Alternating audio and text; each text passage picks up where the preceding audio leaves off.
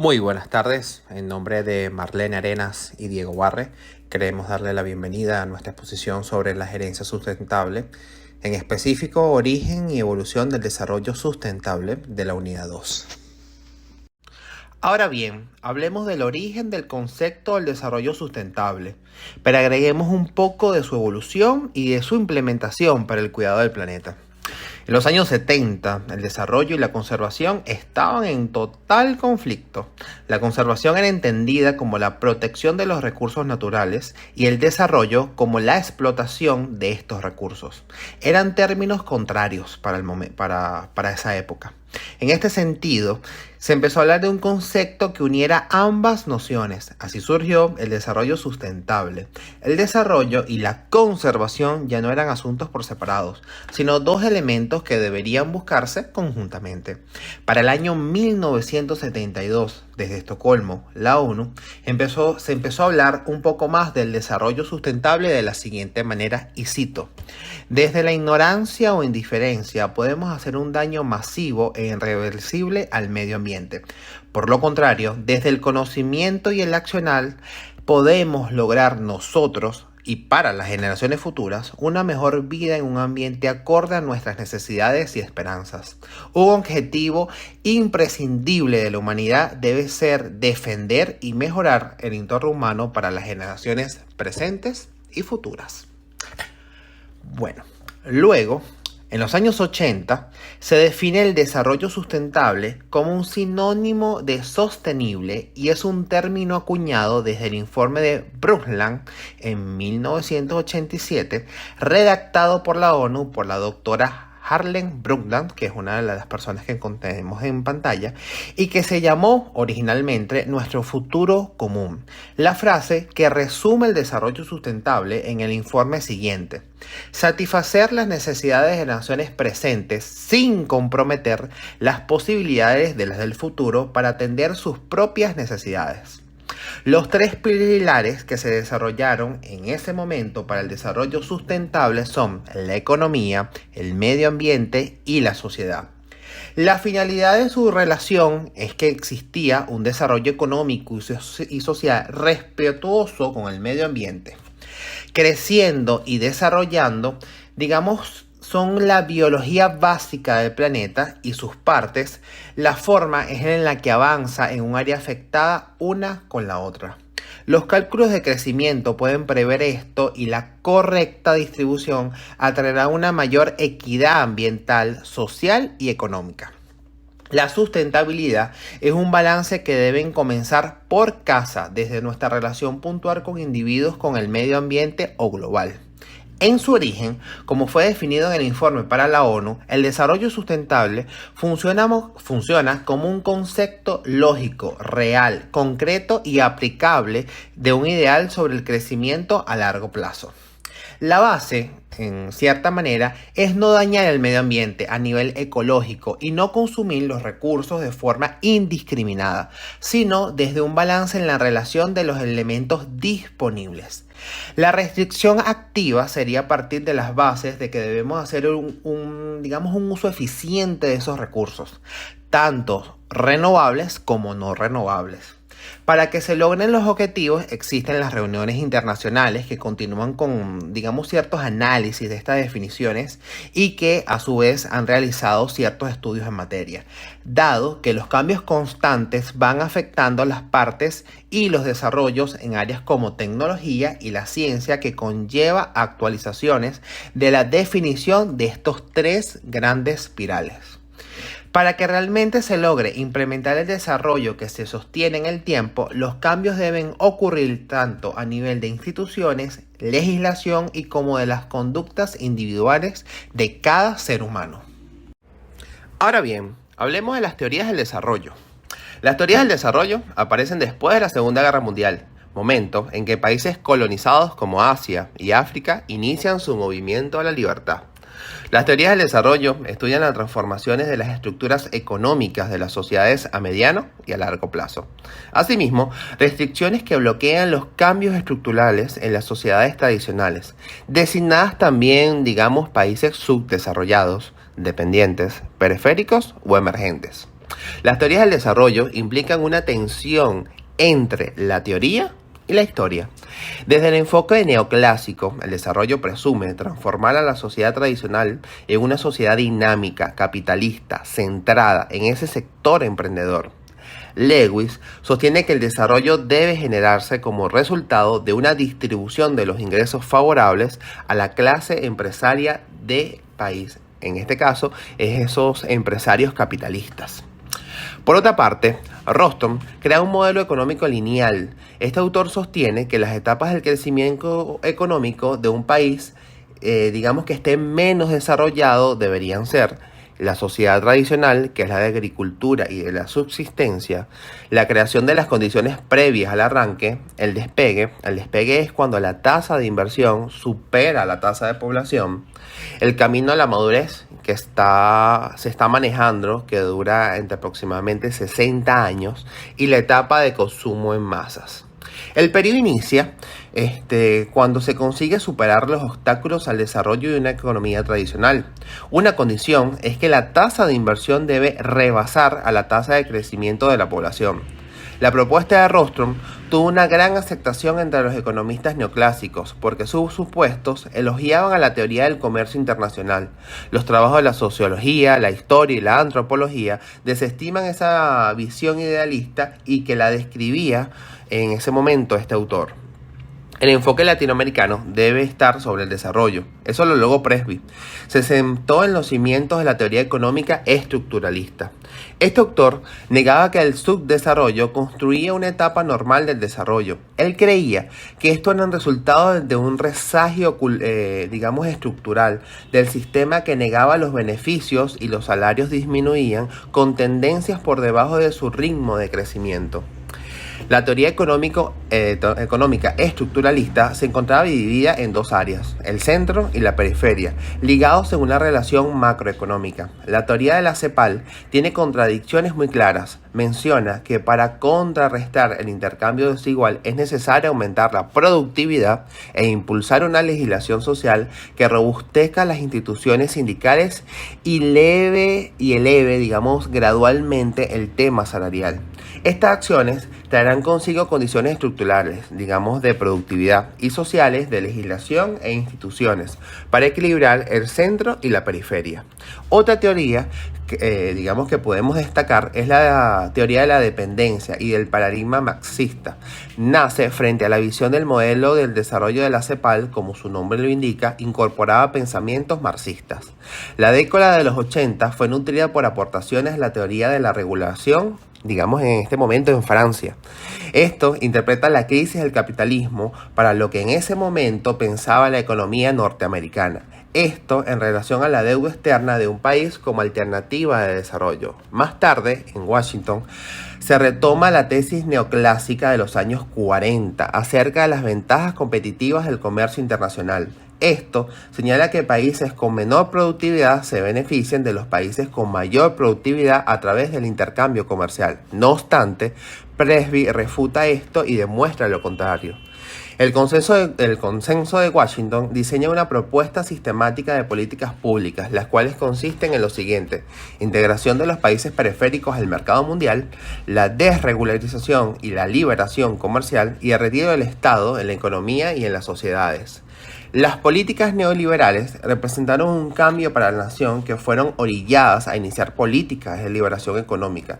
Esto trajo consigo dos grandes problemas del desarrollo de América Latina, que aún se viven todos los días.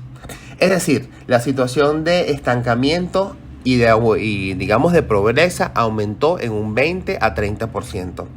El Programa de las Naciones Unidas para el Desarrollo propuso otro modelo incluyente de dimensiones económicas, la dimensión social, política y cultural. Esta división no solo se centra en tener, dinero y mercancía, sugiere una visión holística centrada en el ser, en el bienestar y las capacidades del ser humano.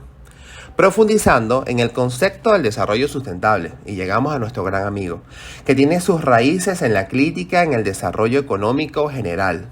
En esto, ante la degradación del medio ambiente. A finales de los años 40 surgieron movimientos de la sociedad civil que discutían los modelos de industrialización y de desarrollo. Sobre todo se centraban en los efectos contaminantes en el agua, suelo y la atmósfera, asimismo como los impactos en los ecosistemas y en la biodiversidad. De esta manera, se explica que el crecimiento económico vigente lleva a la degradación y la sobreexplotación de los recursos naturales y del ambiente general.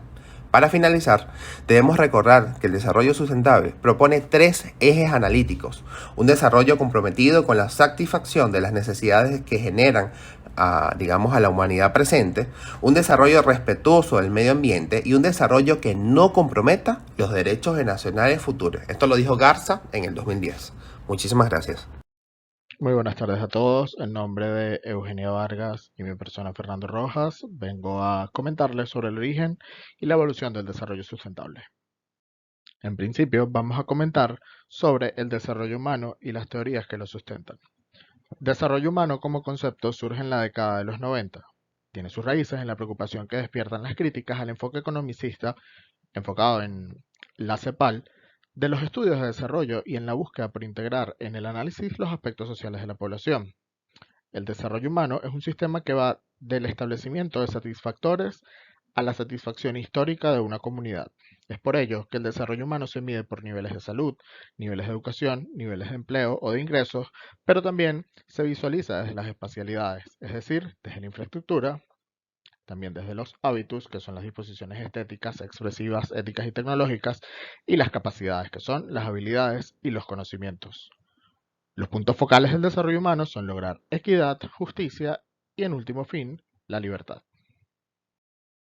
Desde un punto de vista de políticas públicas, es decir, desde la administración, las dimensiones del desarrollo humano son las siguientes. La primera, la dimensión de gobernabilidad, en donde los planes, proyectos y políticas son responsabilidad de las instituciones o agentes del gobierno central que estén a cargo de llevar a cabo los proyectos que tengan incidencia en el desarrollo humano de toda una región geográfica específica.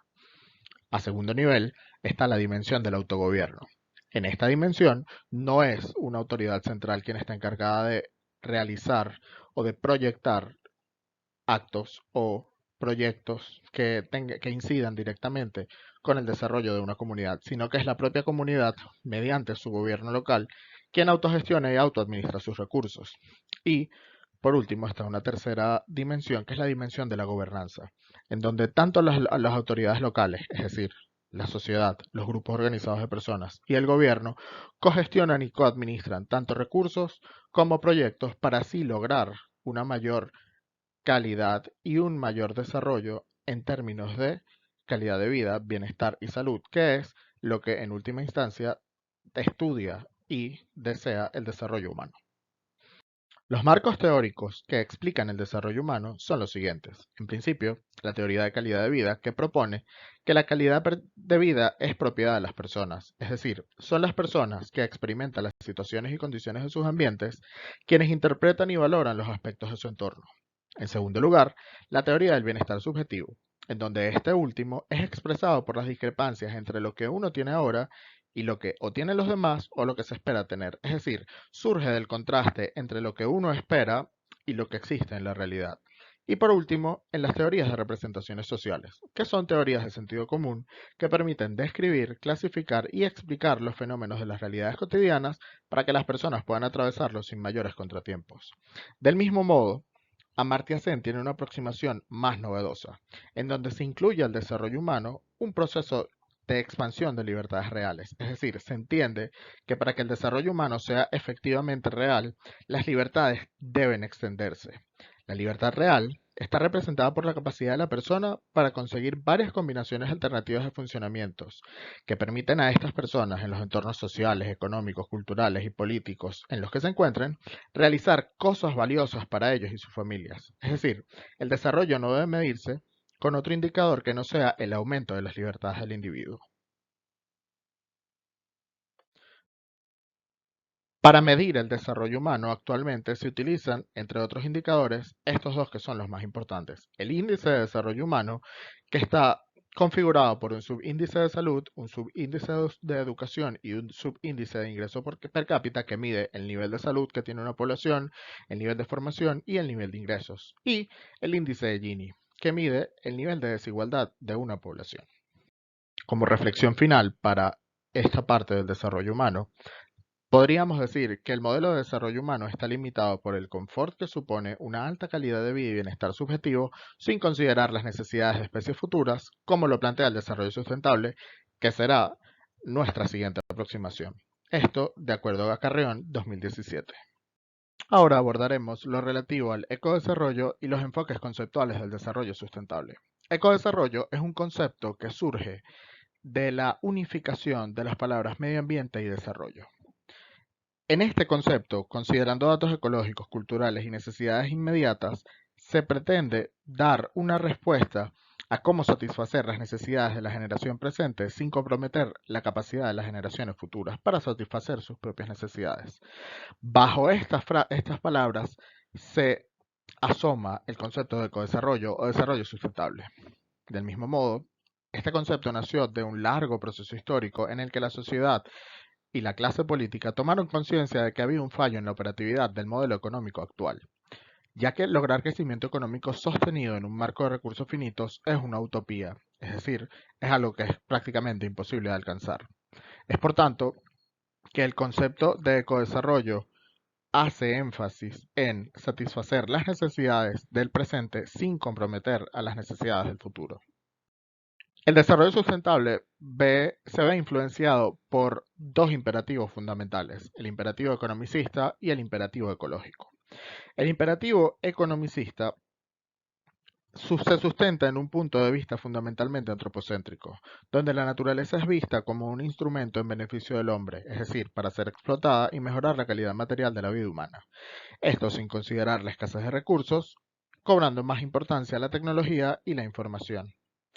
Aunque este paradigma tiene fallas, también es cierto que el incremento de la calidad de vida ha traído mejoras a la población en cuanto a higiene y salud se refiere, y este incremento de la calidad de vida se fundamenta en el aprovechamiento de los recursos naturales. El otro punto de vista es la influencia del imperativo ecológico. En este se incorpora una perspectiva entrópica para la producción y equilibrio dinámico del ambiente. Es decir, el desarrollo de la sociedad tiene que ir encaminado con un desarrollo holístico de políticas que protejan el medio ambiente para el futuro de la sociedad.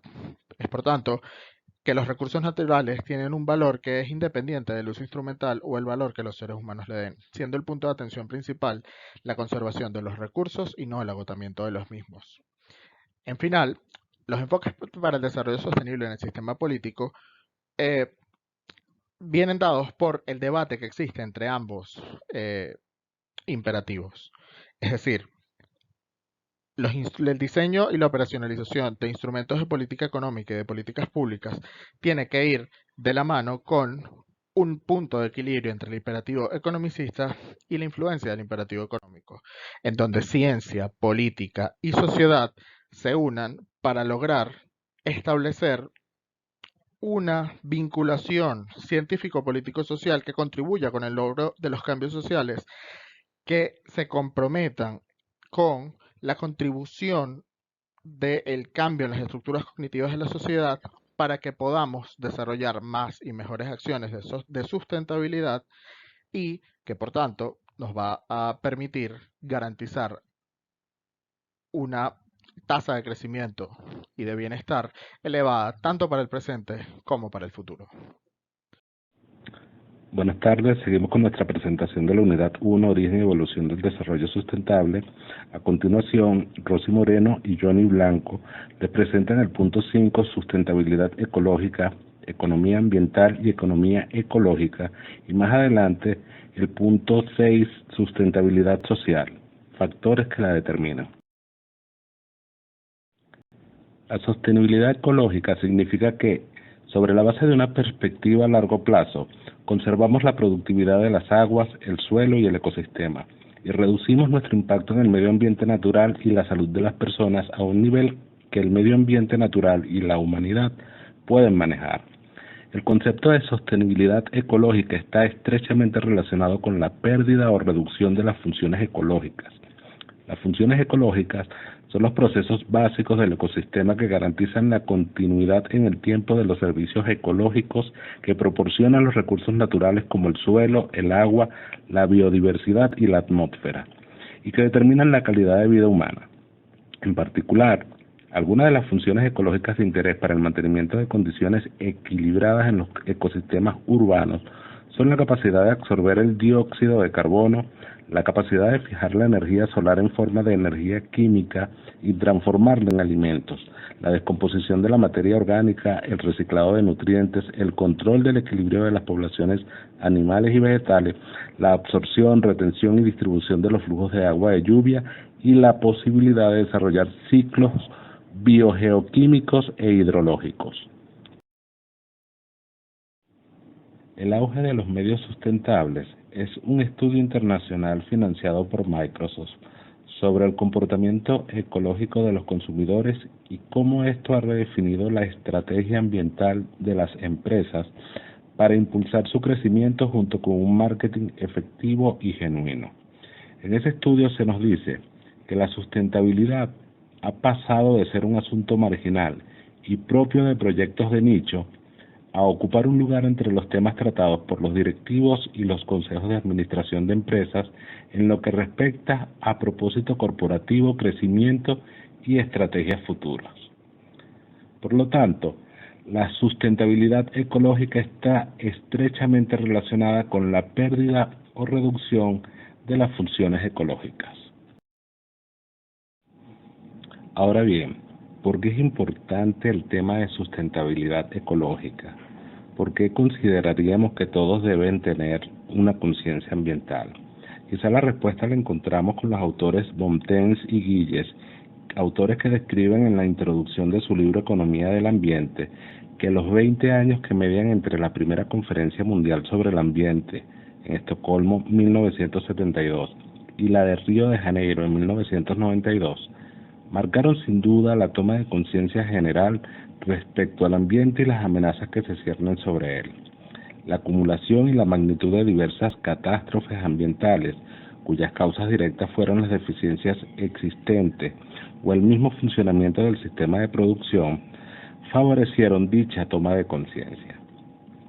Los graves accidentes ocurridos en Bhopal, que se originó al producirse una fuga al aire libre de isocianato de metilo, un pesticida, por falta de mantenimiento y negligencia en los procedimientos de seguridad. La tragedia de Seveso, que fue un incendio industrial en una pequeña planta química que produjo la liberación al medio ambiente de cantidades de la dioxina TCDD y que ésta llegara a zonas de población causando diversos efectos. La tragedia de Chernóbil, considerado el peor accidente nuclear de la historia. Los desastres ecológicos causados por los derrames petroleros del Torrey Canyon y del Amoco Cadix y la destrucción de la selva amazónica son otros tantos ejemplos que han conmovido a la opinión pública y contribuido al surgimiento de esta conciencia ambiental. El ecosistema está definido por los límites del planeta, es decir, los límites sostenibles para toda la vida en la Tierra. Los servicios de los ecosistemas, como por ejemplo la diversidad biológica, la polinización, la producción de alimentos y los diferentes procesos de limpieza, deben conservarse. Sin embargo, los ecosistemas están expuestos a presiones, por ejemplo, la contaminación, la producción de energía, el ruido y el impacto climático y ambiental. Un importante proyecto de investigación transdisciplinario dirigido por el Centro de Resiliencia de Estocolmo ha definido 9 problemas ambientales, los llamados límites planetarios. Si se superan, se corre el riesgo de limitar la capacidad de producción de los ecosistemas. Por lo tanto, se ha intentado cuantificar cada área para poder decir algo sobre cuánto impacto es aceptable antes de que se espere que se desencadenen los efectos de umbral. La zona verde indica un área de operación segura. La zona amarilla representa incertidumbre, riesgo aumentado. La zona roja es la zona de alto riesgo. Los límites planetarios están representados por el círculo en la intersección de la zona verde y amarilla. 3 de las zonas aún no están cuantificadas y por lo tanto no pueden evaluarse. Seguimos en esta oportunidad para tratar los puntos que tratan sobre economía ambiental y economía ecológica. Pero antes definamos lo que significa economía. The MIT Dictionary define economía como el estudio de la manera en que la humanidad se organiza para enfrentar el problema básico de la escasez. La misma definición se aplica para la economía ambiental, solamente que ésta se especializa en los recursos y valores que provee la naturaleza. En consecuencia, podemos definir la economía ambiental como el estudio de la manera en que la humanidad se organiza para enfrentar el problema de la escasez de la naturaleza. La rama de la economía que aplica instrumentos matemático-analíticos para solucionar problemas relativos al uso de los recursos naturales se le denomina economía ambiental. Es decir, es un campo de estudio que reconoce el valor del medio ambiente y la actividad económica y toma decisiones basadas en esos valores. La noción de ambiente ha existido en la mente del ser humano desde tiempos remotos. De modo consciente o inconsciente, el hombre ha tenido una relación simbiótica con su ambiente, pues su dependencia de los recursos naturales es indiscutible. Sin embargo, esta relación se ha ido complicando con el paso del tiempo. En la medida en que el hombre ha alterado su hábitat, las reflexiones acerca de las cuestiones ambientales han cambiado. El estudio de la economía ambiental integra los sistemas ambientales y ecológicos en modelos económicos. Evalúa cómo estos cambios influyen en las predicciones positivas y recomendaciones normativas del análisis económico. Es decir, evalúa los modelos económicos y sus consecuencias en función del impacto que tienen en el entorno natural. La economía ambiental asume que hay bienes o mercancías que le interesan a la población, ya sea directamente porque mejoran el bienestar individual o indirectamente porque influyen en la producción de otros productos básicos. Estos objetos, conocidos como objetos de elección ambiental, tienen características diversas y son el resultado de múltiples actividades. Hay 6 áreas temáticas que organizan la descripción anterior. Los problemas de asignación que se plantean, tales como los bienes públicos y las externalidades, el diseño de políticas en función del contexto y desempeño, las medidas para la cantidad de servicios ambientales y sus servicios económicos, la evaluación de los riesgos, las implicaciones distributivas y las interacciones entre los crecimientos y los recursos ambientales. Ahora pasamos a explicar lo que es economía ecológica. Y esta es una disciplina que integra elementos de economía, ecología, termodinámica, ética y de un rango de otras ciencias naturales y sociales para proveer una perspectiva integrada y biofísica de la interacción entre la economía y el ambiente, con el objetivo de contribuir al desarrollo de soluciones estructurales para los problemas ambientales. Es una ciencia que estudia la viabilidad en términos de sostenibilidad del modelo económico, a través de los flujos materiales, energía y residuos que se necesitan, a diferencia de la economía convencional o neoclásica, que tiene como objetivo la persecución del crecimiento económico a través del uso óptimo de insumos y factores de producción. La economía ecológica no es una rama de la teoría económica, sino un campo de estudio transdisciplinar, de forma que se fusionen distintas áreas de conocimiento y así afrontar los problemas complejos. Finalizamos explicando lo que es sustentabilidad social, que significa tomar una actitud socialmente responsable y dejarle a la siguiente generación un mundo estable. La sostenibilidad social pone el foco de la sostenibilidad en el desarrollo vital de grupos sociales específicos.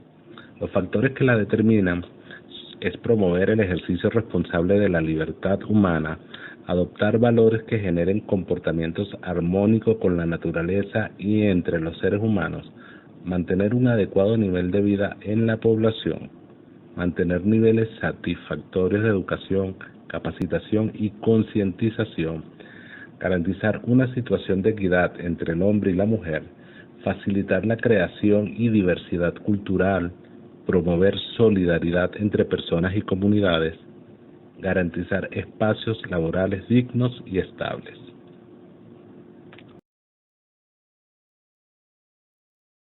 Buenas tardes, compañeros. Bueno, continuando con la exposición de gerencia sustentable en nuestra unidad número 1, a nosotros nos corresponde exponer sobre la sustentabilidad económica, desarrollo y crecimiento económico y la huella ecológica. En este caso corresponde a mi compañera María Eugenia Briceño y mi persona, Osvaldo Medina. La sustentabilidad económica es la utilización de diferentes estrategias para emplear, salvaguardar y mantener los recursos humanos y materiales de manera óptima, con el objetivo de crear un equilibrio responsable y beneficioso, sostenible a largo plazo mediante la recuperación y el reciclaje. Una definición general de sustentabilidad económica es la capacidad de una economía de mantener un determinado nivel de producción económica de forma indefinida en un contexto empresarial. La sustentabilidad económica implica utilizar los diversos activos de una empresa de manera eficiente para que ésta pueda seguir funcionando a largo tiempo. La sustentabilidad económica trata de satisfacer las necesidades humanas, pero de manera que se mantengan los recursos naturales y el medio ambiente para las generaciones futuras. Como lo dice aquí al final, una economía funciona en un ecosistema, no puede existir sin él. La economía sustentable es un modelo económico en el que se integran elementos financieros, sociales y ambientales con el propósito de aumentar el bienestar social y reducir el impacto antrópico. Su objetivo es promover el consumo responsable e inteligente de los recursos naturales. Alguna importancia que tiene, bueno, según unas cifras obtenidas de la ONU acerca del consumo y producción responsable, el sector de alimentación representa alrededor del 22% del total de las emisiones de gases de efecto invernadero y el 30% del consumo total de energía en el mundo. Cada año aproximadamente 1.300 millones de toneladas de alimentos terminan pudriéndose en los contenedores de los consumidores o se dañan en el proceso de producción y transporte. En este contexto podemos hacernos una idea sobre el uso inadecuado, manejo y transporte y consumo de componentes no sostenibles, lo cual está generando a mediano y largo plazo procesos de producción y logística cada vez más costosos, conllevando grandes desequilibrios geopolíticos y económicos. La idea de aplicar proyectos de economía sustentable a las cadenas de suministros es la de minimizar el costo de producción, distribución y la pérdida de materiales no recuperables, siendo la economía circular un tipo de economía sustentable muy aplicado a estos rubros para aprovechar con máxima eficiencia los limitados recursos naturales, mejorando además la calidad de vida en las ciudades. Darles algunos ejemplos de economía sustentable que algunas empresas están aplicando. Por ejemplo, en el caso de Closet the Loop, es una empresa australiana que lleva más de 10 años convirtiendo cartuchos de impresoras y plásticos blandos en materiales de carretera. Coca-Cola, la compañía ha empezado a producir envases de plástico reciclado para reducir el impacto del medio ambiente. Y la Móvil, esta empresa trabaja en colaboración con cadenas de fabricantes para reutilizar y reconvertir dispositivos móviles en otros materiales. Walmart, México, este es un ejemplo de economía sustentable, en particular ha optimizado su logística inversa de tal forma que ha permitido a sus unidades de transporte reducir la ruta de vacío para recolección de materiales de reciclaje. Y en Venezuela también hay una empresa que utiliza, es más que todo la parte de reciclaje como su parte sustentable y que genera economía, donde utiliza los potes de Coca-Cola, de Pepsi-Cola, y los recicla y hace los envases PET. Entonces eso es un ejemplo de sustentable, utilizando su materia prima como son las botellas recicladas. Entonces en este caso, por ejemplo, ellos aplican en su economía esta economía circular, que pueden ser lo que es la dinámica B2B, Business to Business, y B2C, que es Business to Consumer. El ciclo PHB es un ejemplo del sistema de mejora continua aplicado a los procesos empresariales y su nombre se debe a las 4 etapas de que conforman el ciclo de planificar, hacer, verificar y actuar. Este sistema también se le conoce como ciclo PDCA o ciclo Deming, el primero por las siglas de inglés de cada etapa, Plan, Do, Check y Act, y el segundo por William Deming, quien fue su principal promotor. De esta manera, con la economía circular de logística, las empresas pueden elaborar un modelo de logística Lean en el que las rutas de entrega, estrategias de última milla y del retorno de materiales promueven una gestión consciente de los recursos, sobre todo en las zonas urbanas donde se concentra un alto porcentaje de contaminación por gases de efecto invernadero. Con esto culmino mi exposición y le doy el pase a mi compañera María Eugenia. Hola, buenas tardes. Mi nombre es María Eugenia Briceño y les voy a hablar acerca de la huella ecológica. La huella ecológica es un indicador para conocer el grado de impacto de la sociedad sobre el ambiente con nuestro estilo de vida y actividades cotidianas. El concepto fue propuesto en 1996 por William Rees y Maltese Wackernagel. Al consumir recursos, generar residuos y emitir dióxidos de carbono, con nuestras actividades diarias, estamos ejerciendo un impacto sobre el ambiente, ya que éste necesita espacio y tiempo para regenerarse y reponer los recursos que hemos consumido. Ahora bien, es importante tener presente que la huella ecológica va a venir siendo una herramienta que nos va a permitir determinar cuánto espacio terrestre y marino se necesita para producir todos los recursos y bienes que se consumen, así como la superficie para absorber los desechos que se generan, usando la tecnología actual. La huella ecológica de cada ser humano es de 2,7 hectáreas. Sin embargo, nuestro planeta tan solo es capaz de otorgar a cada uno de sus habitantes cerca de 1,8 hectáreas. Esta diferencia indica que cada uno de nosotros utiliza más espacio para cubrir sus necesidades de lo que el planeta puede darnos. Como segundo punto, vamos a conversar acerca de lo que son las consecuencias. Las consecuencias definitivamente va a ser agotamiento de los recursos naturales, deforestación, desequilibrio ecológico, sobreexplotación de los recursos, pérdida de biodiversidad, erosión del suelo, aumento del ritmo del cambio climático. Ahora bien, es interesante o va a surgir una interrogante que es bastante interesante, y es ¿cómo podemos nosotros reducir la huella ecológica? Definitivamente una de las principales acciones sería emplear fuentes de energías renovables. Sobre todo son alternativas que sean de uso accesible para lo que es a nivel doméstico o industrial. Optar por medios de transporte que sean menos contaminantes, por ejemplo, uso de bicicletas podría ser. Favorecer la compra de productos ecológicos, podríamos mencionar artículos de limpieza, biodegradables. Reducir el consumo de la carne, ya que la industria cárnica representa uno de los sectores que son más contaminantes a nivel mundial. Sobre todo también es interesante sería el uso de optimizar el uso del agua, bien sea por supuesto a la hora de bañar, no se pierden los dientes. De verdad que el propósito realmente es ahorrar el gasto innecesario realmente del agua, ¿no?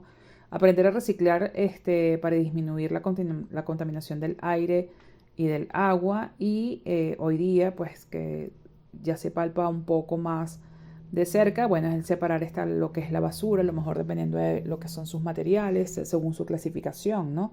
Podríamos decir que es papel, metales, plástico, cartón, entre otros. Otro punto tocante definitivamente para la huella ecológica es como lo vemos a nivel de una herencia verde, ¿no? O cómo se vislumbra. Pues hoy día existe una tendencia corporativa definitivamente que va a apuntar a la creación de empresas verdes, cuyo objetivo es crear o cambiar estrategias existentes en un negocio para desarrollar una conciencia ecológica en sus procedimientos. Para el sector empresarial representa una verdadera ventaja competitiva. Convertirse en gerente verde no basta solo con disminuir la huella de carbono en tu empresa, sino de crear un negocio rentable y ambientalmente sostenible. Ahora bien, vamos a conversar acerca de los beneficios que se van a generar para la empresa.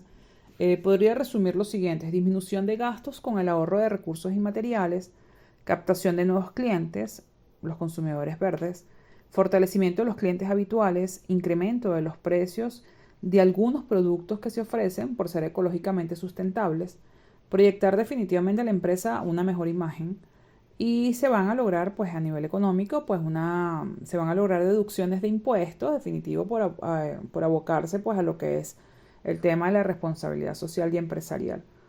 Los beneficios normalmente podrían verse a mediano plazo en la empresa. Una gestión verde va a impulsar favorablemente todo lo que es un entorno empresarial. Hay que comenzar con esta disminución de esta huella de carbono y mantener sobre todo con políticas ecológicas corporativas.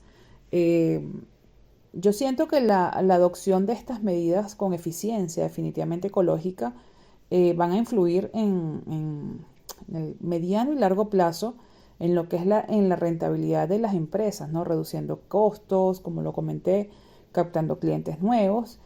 Bueno, y con el tema de la responsabilidad social, yo pienso que es una punta de lanza interesante. Sobre todo también siento que hoy día esta tendencia es más electiva, ¿no? Es una tendencia muy electiva, donde surgen las campañas de concientización, pero también presumo que más temprano que tarde esto va a ser una obligación a nivel empresarial sobre todo. Entonces yo pienso de que una estrategia, mi opinión, pues realmente siento que una estrategia empresarial a nivel es adelantarse a la competencia. Creo que es un buen momento de aplicar políticas donde puedas dar unos cuantos pasos adelante de tu competencia y empieces con esta adopción de estas medidas de medidas ecológicas, ¿no? De manera eficiente creo que puede traer muy buenos resultados. Bueno, muchísimas gracias por su atención. Será en otra oportunidad. Gracias.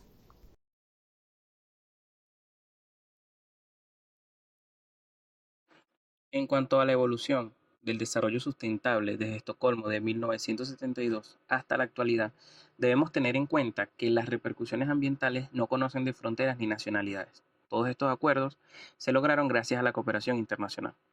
La primera conferencia internacional que habló sobre los temas ambientales fue la de Estocolmo en 1972, que buscó desarrollar políticas ambientales y a partir de ella se incrementó el interés en lo que son las cuestiones ambientales y se intensificó la actividad legisladora en cuanto al derecho ambiental internacional. Los resultados de esta conferencia fueron 26 principios para el medio ambiente y el desarrollo y la articulación del programa ambiental de la ONU. La siguiente reunión fue en Montreal en 1987. Tenía como objetivo regular la producción y el uso de productos químicos que contribuían al agotamiento de la capa de ozono, y todo inició con una investigación que se validó en 1985 con el descubrimiento del agujero de la capa de ozono sobre la Antártida. Entró en vigor en 1989. Luego, en 1992, se da la Convención Marco de las Naciones Unidas sobre el Cambio Climático en New York, que entró en vigor en 1994. Ese mismo año ocurrió la Declaración de Río, que reafirmaba y ampliaba de Estocolmo. 5 años después, en el 97, surge el Protocolo de Kioto, que buscó poner en práctica una convención comprometiendo a los países industrializados a estabilizar la emisión de 6 gases de efecto invernadero, como el dióxido de carbono, metano, óxido nitroso, hidrofluoruro de carbonos, perfluoruro de carbonos y hexafluoruros de azufre. Los países industrializados estarían legalmente obligados a reducir la emisión de los gases por efecto invernadero. En el 2009 se crea el Acuerdo de Copenhague, avanzando en las negociaciones sobre la infraestructura necesaria para la eficaz o el eficaz combate del cambio climático. Pero este incluía mejoras al mecanismo de desarrollo limpio del Protocolo de Kioto. Allí se buscaba establecer que el límite máximo fuera de 2 grados Celsius a nivel mundial, pero no se definieron las medidas para lograrlo. Luego, en el 2012, 2 décadas después del Acuerdo de Río, surge Río Más 20, que lanzó un proceso para desarrollar los Objetivos de Desarrollo Sustentable, que reemplazarían a los Objetivos de Desarrollo del Milenio. Así, llegamos al Acuerdo de París 2015, donde 171 países adoptaron el acuerdo sobre el clima, el cual tenía como objetivo evitar el calentamiento global, limitando a las industrias a un aumento máximo de 1.5 grados Celsius provocado por las emisiones. Se acordó que los gobiernos se reunirían cada 5 años para evaluar los objetivos establecidos. En cuanto a la evolución del desarrollo sustentable desde Estocolmo de 1972 hasta la actualidad, debemos tener en cuenta que las repercusiones ambientales no conocen de fronteras ni nacionalidades. Todos estos acuerdos se lograron gracias a la cooperación internacional.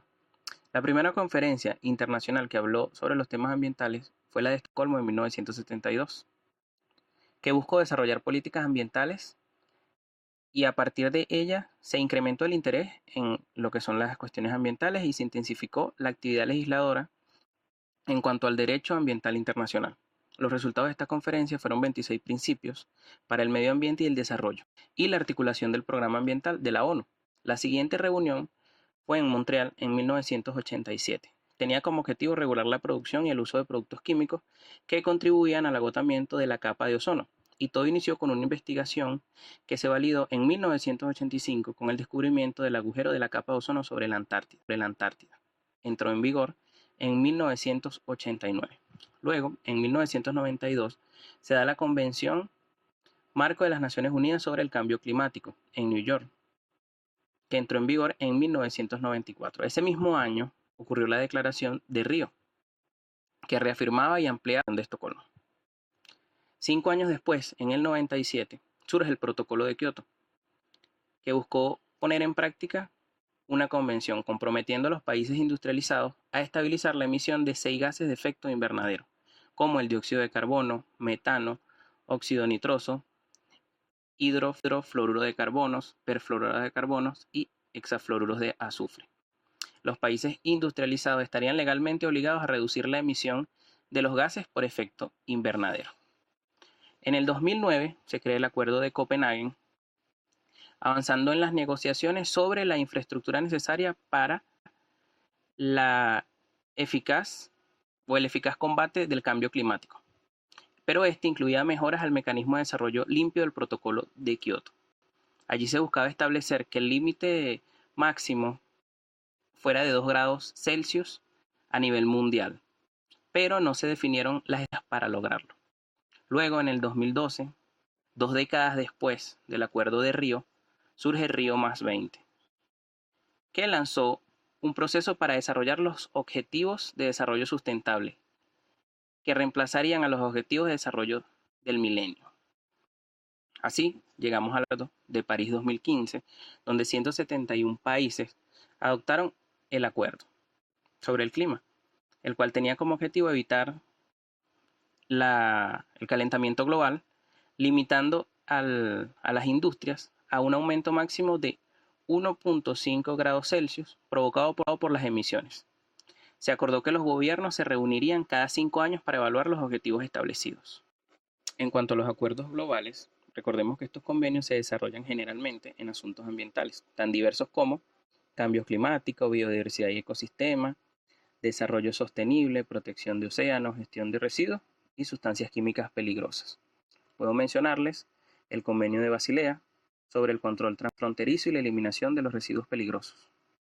El Convenio de Estocolmo tenía como finalidad proteger la salud humana y el medio ambiente frente a contaminantes orgánicos persistentes. Se encargaba de definirlos y de regular su eliminación o la producción. El Convenio de Rotterdam, su responsabilidad principal era buscar esfuerzos conjuntos entre los países que generaban productos químicos para regular su distribución, generalmente plaguicidas, insecticidas, raticidas o sustancias de uso industrial. El Convenio de Minamata, su propósito principal era la regulación o dar a conocer los efectos adversos del mercurio. El Convenio de Viena sobre la capa de ozono tenía como objetivo establecer las medidas concretas para la eliminación del uso de las sustancias que agotan la capa de ozono. Este convenio tuvo 4 enmiendas, la primera Montreal, Londres, Copenhague y Beijing. Luego tenemos el Convenio sobre la Diversidad Biológica, que fue un acuerdo global con la finalidad de la conservación de esa diversidad biológica, la utilización sostenible de los componentes biodiversos, la participación justa y equitativa en el uso de los beneficios derivados, la utilización de los recursos genéticos. A partir de él, se derivó el Protocolo de Cartagena sobre la seguridad de la biotecnología y el Protocolo de Nagoya sobre el acceso a los recursos genéticos. Luego tenemos los Objetivos de Desarrollo Sostenible, que corresponden a objetivos globales de carácter voluntario, que tienen como propósito erradicar la pobreza, proteger el medio ambiente, combatir el cambio climático y asegurar la prosperidad para todos, como parte de una nueva agenda de desarrollo sostenible. Cada objetivo tiene asociadas metas específicas que deben alcanzarse en el 2030. Con respecto a CITES, la Convención sobre el Comercio Internacional de Especies Amenazadas de Fauna y Flora Silvestre fue un acuerdo internacional que tiene por finalidad velar el comercio internacional de especies de animales, plantas silvestres que no constituyan una amenaza para su propia supervivencia. Y finalmente la Convención de Ramsar, que habla sobre los humedales que están entre los ecosistemas más diversos y productivos del mundo, y tiene como objetivo la conservación y el uso racional de los humedales mediante las acciones locales y nacionales. A continuación, podrán visualizar una cronología sobre los acuerdos y convenios mencionados anteriormente. Un indicador es una variable que simplifica información relevante haciendo que un fenómeno se haga perceptible y que pueda medirse y comunicarse de una forma comprensible. Los indicadores de sustentabilidad son parámetros que señalan los servicios a los que tienen acceso los habitantes de un país determinado. Estos indicadores se clasifican en tres: los indicadores sociales, los indicadores ambientales y los indicadores económicos. Las principales funciones de los indicadores son evaluar condiciones o tendencias, comparar transversalmente sitios o situaciones para evaluar metas y objetivos, proveer información preventiva temprana, anticipar condiciones y tendencias futuras. En el marco de la Agenda 2030 para el Desarrollo Sostenible se compone de 17 objetivos y 169 metas. Para su seguimiento se diseñaron 232 indicadores que pueden medirse a través de los datos estadísticos que se recogen en los institutos nacionales de estadísticas de cada país. En la siguiente tabla se mencionan algunos indicadores de tipo social, entre los cuales se pueden nombrar porcentaje de la población de vivienda bajo la línea de la pobreza, la tasa de crecimiento de la población urbana o el número de crímenes por cada 100.000 habitantes. En la siguiente tabla se pueden mostrar algunos indicadores ambientales relacionados con el uso de la tierra, como la intensidad de la tala de los bosques o la utilización de plaguicidas agrícolas. A continuación se muestran unas tablas de indicadores económicos, entre los cuales se pueden nombrar el Producto Interno Bruto, la importación de bienes por cápita y la relación entre servicios de la deuda y las exportaciones. Existen numerosos indicadores de autoevaluación, entre los cuales vamos a nombrar los siguientes. El índice de Gini. Este mide hasta qué punto la distribución de ingresos entre individuos u hogares dentro de una economía se aleja de una distribución perfectamente equitativa. Se anexa la curva de Lorenz, de la representación gráfica del coeficiente. La huella ecológica, indicador compuesto empleado mundialmente para medir la huella que la humanidad deja en la naturaleza con su modo de vida actual. Contabiliza la cantidad de área de tierra y agua que usa una población humana para abastecerse de todo lo que necesita y para absorber sus desechos. Esta es la relación demanda y la oferta que da la naturaleza. Bueno. El IDS está construido sobre 30 indicadores específicos, 10 por cada una de las tres dimensiones que componen la sostenibilidad: económica, social y medioambiental, todas válidas a nivel internacional. En la tabla anexa vemos algunos de los indicadores que se basa este índice. El indicador de progreso genuino, o IPG, es un sistema alternativo de medición compuesto por 26 indicadores simples que se diferencian del Producto Interno Bruto, en que adjudica mayor pertinencia a valores subjetivos como el bienestar que a valores objetivos como el consumo. Dando continuidad con el origen y evolución del desarrollo sustentable en su unidad 7, Angélica Guzmán y mi persona, Eloísa Urbina, estaremos hablando acerca de otros estándares o indicadores de sustentabilidad. Entre ellos se desarrollan inversión socialmente responsable, ISR por sus siglas, inversión ética, señalamiento pasivo del mercado, involucración activa, cuantificación, el mejor de la clase, y Dow Jones, índice de sostenibilidad, y el índice social, índice de sostenibilidad empresarial y estándares de excelencia de Boston College. Iniciamos con la inversión socialmente responsable. Esta es un estilo de inversión que tiene en cuenta criterios medioambientales, sociales y de buen gobierno corporativo, conocidos como ASG o ESG en inglés. Su principal objetivo es contribuir al desarrollo sostenible, definido por primera vez en 1987 como el desarrollo que satisface las necesidades actuales de las personas, sin comprometer la capacidad de las futuras generaciones para satisfacer las suyas. Tiene cabida a distintas estrategias o aproximaciones que podríamos clasificar en inversión ética, integración de factores.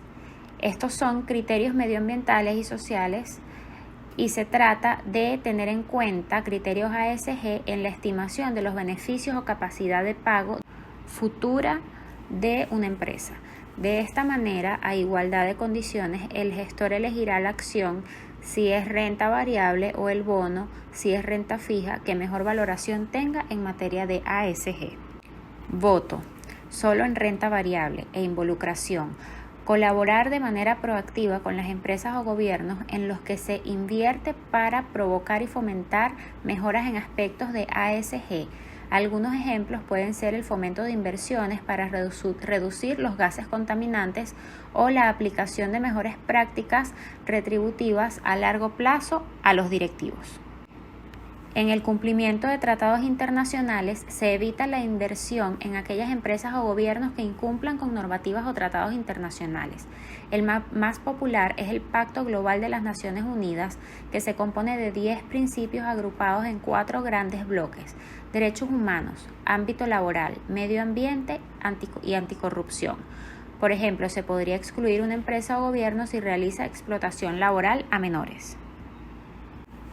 Mejores en cada industria. Se puntúan las empresas o gobiernos, en el caso de bonos gubernamentales, en función de sus políticas sobre temas de ASG y solo se invertirán en aquellas que tengan mejores puntuaciones. Esto es lo que suelen hacer los índices que tienen etiquetas de sostenibilidad. Centrados en sostenibilidad. Fondos que estén relacionados con una temática concreta de ISR, ejemplo, el cambio climático o el agua. Inversiones de impacto. Inversión en la que el retorno financiero es secundario, siendo más importante el componente social, como puede ser la inversión en un comedor social. Por su propia naturaleza se puede dar más a nivel privado, siendo difícil encontrar esta estrategia en formato fondo. Inversión ética. Hace unos 50 años, las inversiones eran actividades que requerían tener una gran cantidad de dinero y valor para arriesgarse. Después aparecieron los fondos mutuos, las participaciones accionarias, los planes personalizados de inversión. El consumidor medio aprendió que invertir puede ser una labor arriesgada, pero manejable e incluso muy beneficiosa. En las últimas 2 décadas hemos visto cómo la conciencia sobre el cambio climático, los riesgos del monocultivo, la aparición de las energías renovables y el crecimiento global del deseo generalizado de custodiar mejor el planeta para las siguientes generaciones, y como es de esto de esperar, estos intereses se han extendido hacia las inversiones. El señalamiento pasivo del mercado o Passive Market Signaling. Esta corriente basada en criterios de exclusión, siendo los más reconocidos el alcohol, el tabaco y las armas. Se ha ampliado hacia aspectos sociales y ambientales de interés mundial, donde se persigue imponer el cambio en las empresas. Se materializa al no invertir en organizaciones que no son responsables socialmente o que sus actividades están relacionadas con alguno de los criterios mencionados. Activismo, involucración activa o active engagement. El principio es que para cambiar una empresa es más efectivo trabajar y formar parte de ella, ejerciendo la presión necesaria. Así, los inversionistas pueden establecer un diálogo y compromiso directo con la alta gerencia. Este es un método de ISR fuertemente apoyado por las iniciativas y ONGs. Cuantificación, el mejor de la clase. Este criterio no excluye, más bien destaca empresas con conductas ejemplares en sostenibilidad. Para ello se basa en la evaluación de la empresa, determinando si la organización gestiona adecuadamente los riesgos propios de DSE y el sector industrial. Como herramienta para estos análisis existen los índices de sostenibilidad como el Dow Jones y el índice social FTSE KLD 400. Índice de sostenibilidad de Dow Jones, conocidos con sus siglas DJSI. Este es un índice bursátil del mercado de valores de Wall Street de Nueva York, creado en 1999. Se encarga de rastrear en todo el mundo el cumplimiento extrafinanciero de las compañías motivadas por la sostenibilidad, lo que le permite clasificar aquellas con el mejor perfil sostenible. Es un referente para dar cuenta del interés de las empresas por proyectar en largo plazo su preocupación hacia la protección del medio ambiente, la calidad de vida de sus trabajadores y el desarrollo armónico con la comunidad donde operan. También el mismo establece criterios confiables y objetivos para el manejo de acciones de empresas sustentables. Para formar parte del mismo, las empresas se someten a un riguroso proceso de selección llevado a cabo por las agencias SAM Research. Índices de sostenibilidad empresarial. Estos son indicadores bursátiles cuyos integrantes, empresas cotizadas de todo el mundo, acreditan la gestión responsable a través de prácticas avanzadas en las distintas facetas que constituyen la sostenibilidad y la responsabilidad corporativa.